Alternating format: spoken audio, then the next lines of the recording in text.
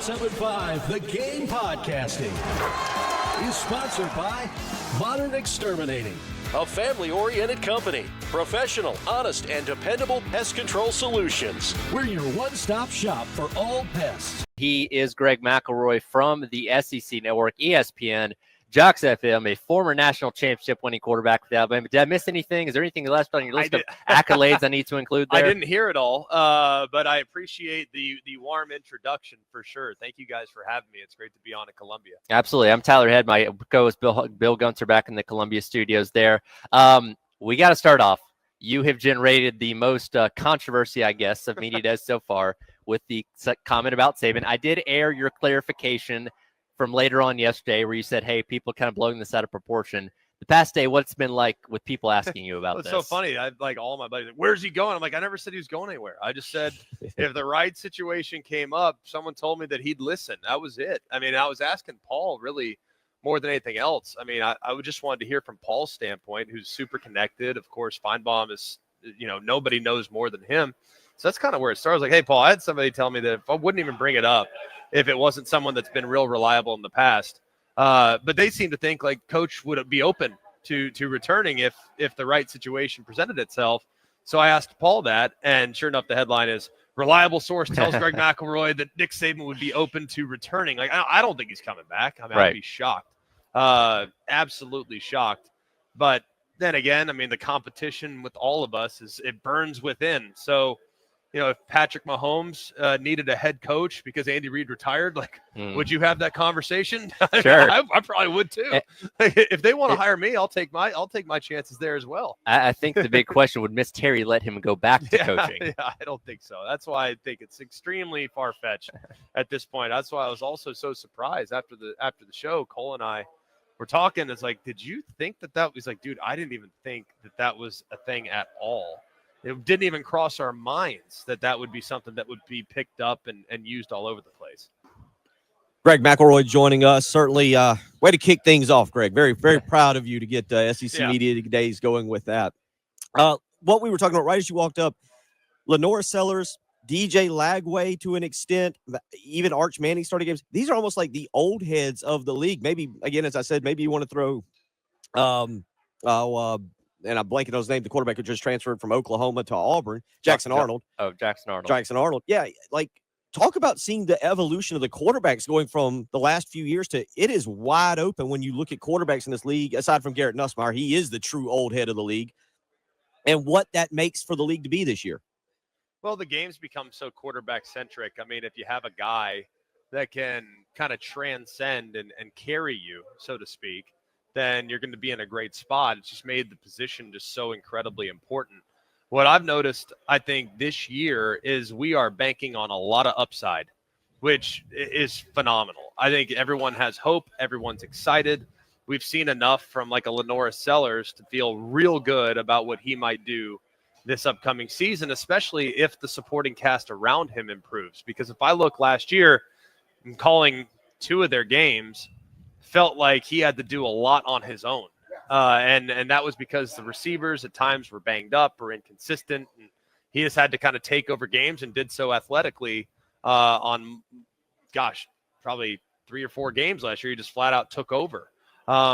Looking, though, as things continue to evolve, it's really exciting to see what he could become. It's exciting to see what Lagway could become. We're all very interested in seeing what Arch Manning might be. So I think that's what makes this year really exciting is that we've seen potential from a lot of people. Now it's about who's going to be the guy that can elevate to the next level. And I happen to think that your guy, Lenora Sellers, has a real argument to be made as top 2, top 3 quarterback in the league. What is that difference going into a second year as a starter? You got, 12, 13 games under your belt already. You obviously have the continuity of the guys on your roster. What is that difference in that next offseason leading into year number 2? I think it's night and day. I mean, for me, I was a 10 times better player my second year than I was my first year. Just you see it all. There's nothing that can get you. I mean, okay, yeah, there are maybe the occasional pressure that you haven't seen. Maybe there's a coverage look that you haven't seen, a disguise you haven't seen. But for the most part, like everything that can be thrown at you is probably thrown at you in your first 12, 13, 14 games of your career. Now everybody knows your faults, everybody knows your strengths, everybody knows what you do. Then you start getting curveballs, and you get that throughout the course of that season. Once you figure those out, then you're in a good spot. So I think it takes 10, 12, 14 games to really feel comfortable. But my goodness, once you see the field, the game slows down. You start to know where you're going with the ball. You start to know what it's like to go into a hostile situation and convert that pivotal third down. And just the actual, like you can hope. Selling hope's great. Everyone hopes they can do it. But when you've actually done it and you have that internal belief, that is a whole nother level that I think you can go to as a player. And I think there's a bunch of guys that have that belief, but they haven't done it yet. So there's still just the tiniest, slightest bit of doubt. So until you do it, it's kind of hard to eliminate that doubt. So I'm excited to see how guys handle it. It's going to be phenomenal, and I think we have a great year to look forward to this year in the SEC. Greg, let me ask you here, with the championship, with the college football playoff going to 12 teams and now probably expanding to 16, what becomes the importance of the SEC championship game, playing that extra game to either get the bye? I mean, it's not the same as when you played. I think we all agree on that. But how do you view that game opposed to the way it was when you played in it?